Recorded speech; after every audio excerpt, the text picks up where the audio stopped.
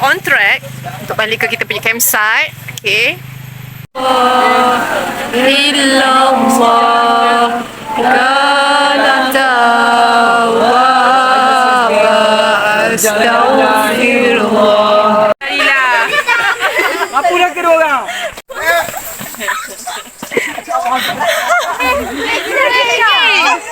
Ni baru betul. Okey. Dah ambil dekat kena atas dahi dah ingat. Oh,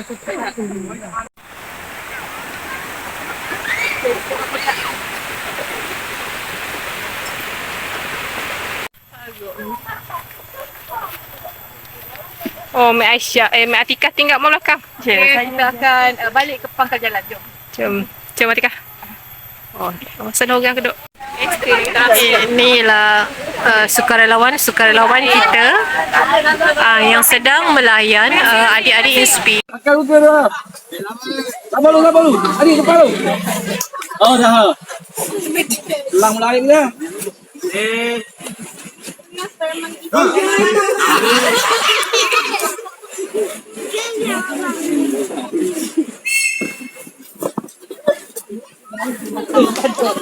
Banyak no. Belakang banyak. No, minta belakang sikit no. Tiga je lah. Bagilah. Balas tin. Ambil lu belakang aku ya. Segi. Lu tembak lu. Beli nak tembak. Oh. Duduk.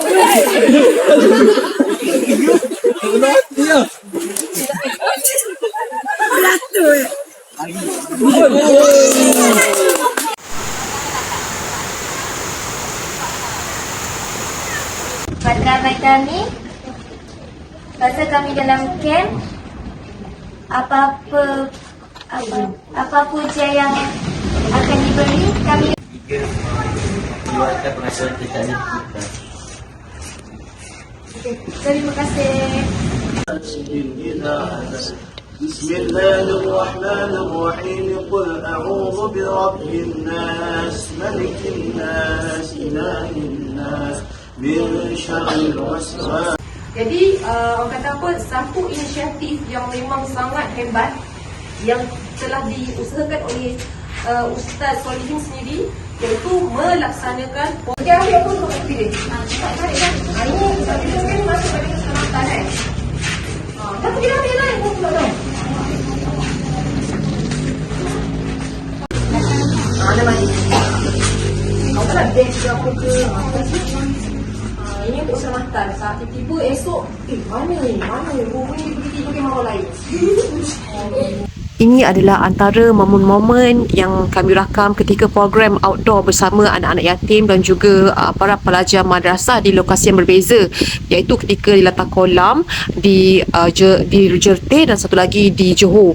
Jadi kami sangat-sangat mengalu-alukan para dermawan yang sudi berkongsi rezeki. Mudah-mudahan pada tahun ini sekali lagi kami dapat melaksanakan program berkonsepkan outdoor bersama dengan anak-anak yatim maupun para pelajar madrasah. Jadi inilah antara kenangan yang tuan-puan boleh lihat bagaimana gembiranya adik-adik kita ini apabila kita bawa mereka daripada rumah mereka, kita pergi ke program outdoor. Kerana untuk makluman semua, para pelajar madrasah ini mereka merupakan para penghafal Al-Quran. Jadi mereka bukanlah budak-budak biasa.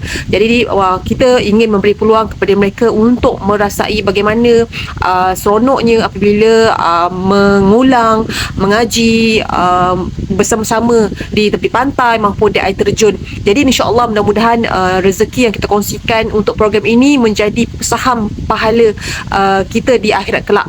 Tak boleh buat semua, jangan tinggal semua. Mudah-mudahan dengan serba sedikit rezeki yang kita kongsikan itu dapat memberikan kegembiraan kepada adik-adik kita, insya-Allah. Jadi untuk tuan-puan para dermawan yang sudi berkongsi rezeki, anda boleh lihat nombor akaun yang kami berikan ini, insya-Allah. Mari kita sama-sama bahagikan mereka.